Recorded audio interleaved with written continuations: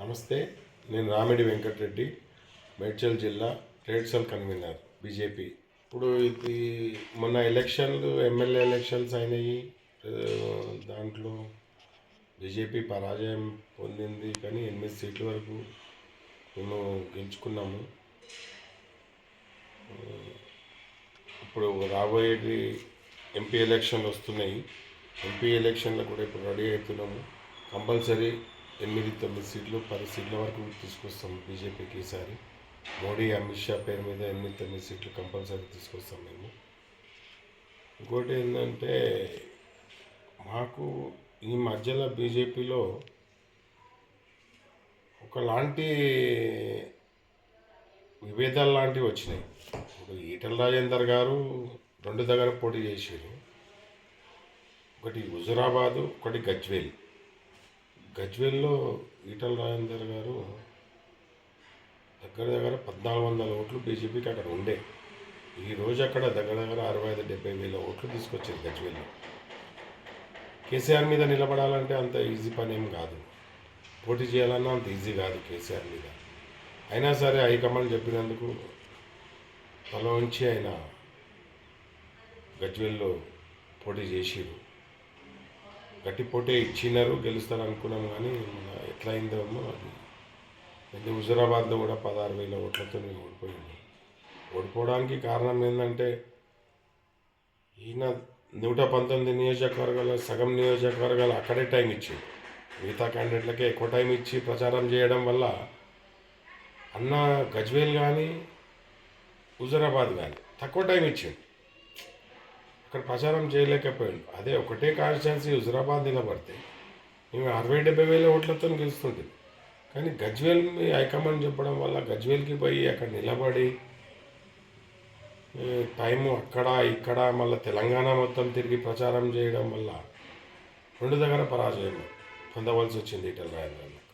Party ticket ఇస్తుంది, party 100% high command ఈటలన్నకు మల్కాజ్గిరిలో seat compulsory ఇస్తుంది. మీ భారీ మెజార్టీతో గెలవబోతున్నాము. అమిత్ షా కానీ నడ్డా గారు కానీ మోడీ గారి దగ్గర మంచి పరపతి ఉంది అన్నకి. 100% మేము ఎవరు ఎలాంటి అడ్డంకులు పెట్టినా, ఎలాంటి అధ్యక్షులు కానీ ఎవరైనా అడ్డంకులు పెట్టినా మేము మల్కాజ్గిరిలో సీట్ తెచ్చుకుంటున్నాము. భారీ మెజార్టీతో గెలవబోతున్నాము. మల్కాజ్గిరి ప్రజలు కూడా అన్నని కడుపులో పెట్టుకొని గెలిపించుకోబోతున్నారు. మొత్తం తెలంగాణ ఎదురు చూస్తుంది మల్కాజ్గిరి ఎంపీ సీట్ గురించి. కంపల్సరీ మల్కాజ్గిరికి వస్తున్నారని ఆల్రెడీ ప్రచారం సాగుతుంది, ప్రచారం చేస్తున్నాము. ప్రతి కాన్స్టిట్యున్సీ తిరుగుతున్నాము. మేము మొత్తం మల్కాజ్గిరి ప్రజలు కూడా ఈటలన్న ఎప్పుడు వస్తారు అని చెప్పి ఎదురు చూస్తున్నారు. 2 సార్లు మంత్రి, ఉద్యమకారుడు, ఆయనకు ఆయనను ఓటమి అనేది చూడలేదు ఇప్పటి వరకు ఆయన. కానీ ఏమంటే ఈ బీజేపీని చాలా పెద్ద ఆయన హైప్ తీసుకొచ్చి రావడం వల్లనే ఈరోజు 8 సీట్లు వచ్చినాయి. ప్లస్ ఆయన ప్రచారం చేయడం వల్ల 8 సీట్లు వచ్చినాయి. కానీ నేనేమంటున్నానంటే, ఓడిపోయిండు ఈటల రాజేందర్తో ఏమవుతుంది బీజేపీలో అనేది అది తప్పదు. ఈరోజు బీజేపీని ఇంత బలోపేతం చేసిండు అంటే ఈటల రాజేందర్ గారు. ఆయన ఎక్కడ పోయినా ఈటల రాజేందర్ అని పేరు చెప్తే చాలు, చిన్న పిల్లగాడి నుంచి ముసలమ్మ వరకు ఈటల రాజేందర్ని గుర్తుపడదు. ఎక్కడ హుజురాబాదు గజ్వేల్ అని కాదు, తెలంగాణ స్టేట్ మొత్తంలో ఎక్కడైనా సరే ఈటల రాజేందర్ పేరు అడిగిన వాళ్ళు ప్రతి ఒక్కరు ఉంటారు గుర్తుపట్టిన వాళ్ళు. నేను ఏమంటానా అంటే, ఈటల రాజేందర్ ఓడిపోయిండు అని ఒక బీజేపీ మనం బీజేపీలో మనోళ్ళమే మనం ఈటల రాజేందర్ మీద అనడము అది ఒక మంచి పద్ధతి కాదు అని నేను, మంచి సాంప్రదాయం కాదు అది. ఈటల రాజేందర్ అన్న ఏంది, ఈటల రాజేందర్ అన్న ఏడికెళ్ళి వచ్చిండు, ఈటల రాజేందర్ అన్న ఎట్లా కొట్లాడిండు, ఉద్యమకారులో ఏముంది, వైఎస్ఆర్తో ఎట్లా కొట్లాడిండు, మన రోషయ్యతో ఎట్లా కొట్లాడిండు, కిరణ్ కుమార్ రెడ్డితో ఎట్లా కొట్లాడిండు అందరికీ తెలుసు విషయం. ఆయన అసెంబ్లీలో పోయి ఎట్లా కొట్లాడిండు, కేసీఆర్ ఏం కొట్లాడిండు అసెంబ్లీలో పోయి, ఒక్కసారి అసెంబ్లీ పోలే, అసెంబ్లీలో కొట్లాడిందే ఈటల రాజేందర్. అంతా తెలుసు, దేశమంతా తెలుసు, తెలంగాణ మొత్తం తెలుసు, ప్రతి ఊర్లో తెలుసు. ఉద్యమకారులు అప్పుడు ఏం చేసిండు, జైల్లో పోతే ఉద్యమకాలను తీసుకొచ్చింది ఎవరు, బెయిల్ల మీద ఉంటే బయటికి తీసుకొచ్చింది ఎవరు, ఇవన్నీ చరిత్ర ఉంది. చరిత్ర ఏడికి పోదు కదా, చరిత్ర పోతుందా, పోదు.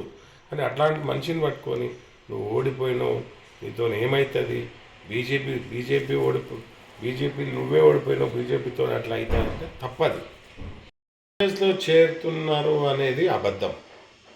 ఆయన మొన్ననే ఒక టీవీ 2-3 టీవీల ఛానళ్ళకి ఓపెన్గా ఇంటర్వ్యూ ఇచ్చాడు. నేను అంత ఈ పార్టీ మారే వ్యక్తిని కాదు, నన్ను టీఆర్ఎస్లకి వెళ్ళి నేను సొంతంగా బయటికి రాలేదు, నేను పార్టీ మారలేదు, నన్ను బయటికి వెళ్ళగొట్టిర్రు కేసీఆర్, టీఆర్ఎస్ పార్టీ నన్ను బయటికి వెళ్ళగొట్టి ఒక మామూలుగా ఏదో ఒక స్థలాల గురించి, ఏదో ల్యాండ్ల గురించి ఏదో ఒక అభాండం మోపి బయటకు వెళ్ళగొట్టిన విషయమే అందరికీ ప్రజలకు తెలుసు.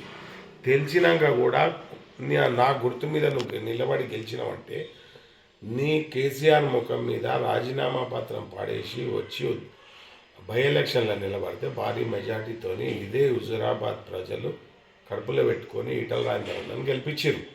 నేనేమంటానంటే ఆయన మొన్న ఓపెన్గా చెప్పిండు, పార్టీ మారాలంటే బట్టలు మార్చినంత ఈజీ కాదు అని చెప్పిండు. నేను అట్లాంటి వ్యక్తిని కాదు.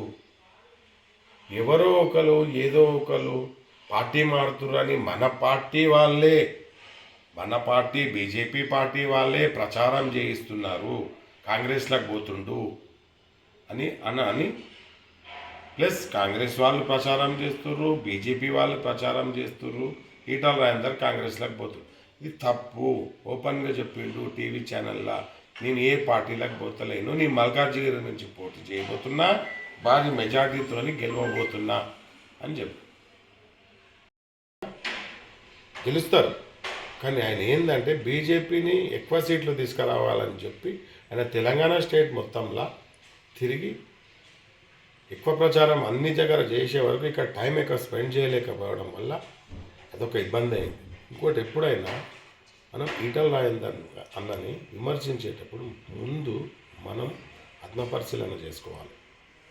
మనం ఎవరిని విమర్శిస్తున్నాం, ఏ పార్టీ వాళ్ళని విమర్శిస్తున్నాం, మన పార్టీనే మన మనుషుల్నే మనం విమర్శించుకుంటే అన్న స్థాయి ఎక్కడ, మనం విమర్శించుకుంటే ఎట్లా, ఆయన స్థాయి ఏంటి, ఆయన అవన్నీ ఏంటి, ఒకసారి హోదా పద్ధతి, ఎన్నిసార్లు గెలిచిండు, ఏంది, ఇది ఇక్కడి నుంచి వచ్చిండు, కింది స్థాయి నుంచి వచ్చిన లీడరు, ఇవన్నీ ఆలోచించి మనం విమర్శన చేయాలి. నువ్వు పొద్దున్న లేవగానే సోషల్ మీడియాలో ఇష్టం వచ్చినట్టు పెట్టి నువ్వు ఏది పడితే అది ఈటల రాజేందర్ అన్న మీద సోషల్ మీడియాలో పెడితే దాంతో ఏం కాదు. పెట్టడం వల్ల ఏమవుతుంది, ఏం కాదు. అది మనమే చులకన చేసుకుంటున్నట్టయితే, మన పార్టీని మనమే చులకన చేసుకుంటున్నాము.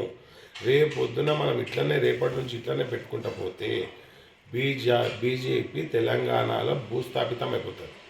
ఇప్పటికైనా నేను ఏమంటానంటే, పెట్టేటోళ్ళకి కానీ పెట్టించేటోళ్ళకైనా కానీ వాళ్ళకి ఇప్పటికైనా వాళ్ళ మనుషులు కానీ, నా మనుషులు కానీ, నీ మనుషులు కానీ, ఎవరైనా సరే ఇది మంచి పద్ధతి కాదు, ఇట్లా పెట్టొద్దని చెప్పాలి. దీని మీద కిషన్ రెడ్డి గారు అధ్యక్షుడు కూడా క్రమశిక్షణ దీని మీద కూర్చోబెట్టి దీని మీద ఒకటి కమిటీ వేసి ఎందుకు ఎట్లయితుంది చర్చించాలి దీని గురించి. రేపు పొద్దున ఎంపీ ఎలక్షన్లు వస్తున్నాయి. నీకు మొన్ననే అమిత్ షా వచ్చిండు. అమిత్ షా వచ్చి ఏం చెప్పిండు, బండి సంజయ్ని ఈటల రాజేందర్ని కూర్చొని ప్రెస్ మీట్ పెట్టమన్నాడు. నేను బండి సంజయ్ని విమర్శించలేను, కానీ బండి సంజయ్ని ఈటల రాజేందర్ని కూర్చొని ప్రెస్ మీట్ పెట్టమన్నాడు. కానీ ఈటల రాజేందర్ అన్న ప్రెస్ మీట్లకు బండి సంజయ్ అన్న రాలేదు. అన్న స్థాయి ఏంది, అన్నను విమర్శించే వాళ్ళ స్థాయి ఏంది, అది ముందు కనుక్కోవాలి. ఆయన మెతక వైఖరి మనిషి, ఆయన ఎవరిని ఒక తిట్టే మనిషి కాదు. ఆయన 10 మందికి అన్నం పెట్టే మనిషి. ఇంటికి పోతే ఏం తిన్నావా బిడ్డ, పన్నావా బిడ్డ, ముందు తినరాపో బిడ్డ, ఏం కష్టం ఉంది బిడ్డ అని అడిగే మనిషి ఆయన. అర్థమైందా? ఈరోజు ఓడిపోతే హుజురాబాద్ ప్రజలు ఎంత బాధపడుతారో అది మాకు తెలుసు. అర్థమైందా? రేపు పొద్దున్న మేము ఈటల రాజేందర్ అన్నని 100% మల్కాజ్గిరి నుంచి, మళ్ళా చెప్తున్నా నేను రెండోసారి, మల్కాజ్గిరి నుంచి భారీ మెజార్టీతోని ఎంపీగా గెలిపించుకోబోతున్నాం. ఎవ్వరు అడ్డంకి పెట్టినా, ఎవ్వరు ఏం చేసినా, ఎవ్వరు ఎన్ని కులుక్తులు పలికినా, ఎన్ని సోషల్ మీడియాలో పెట్టినా, ఎన్ని పోస్టర్లు వేసుకున్నా, ఎన్ని ఫ్లెక్సీలు వేసుకున్నా, ఏం చేసుకున్నా మేము చెప్తున్నాం కదా, ఈటల రాజేందర్ అన్న మల్కాజ్గిరి నుంచి పోటీ చేయబోతున్నారు. భారీ మెజార్టీతోని ఈటల రాజేందర్ అన్నని గెలిపించుకోబోతున్నాం.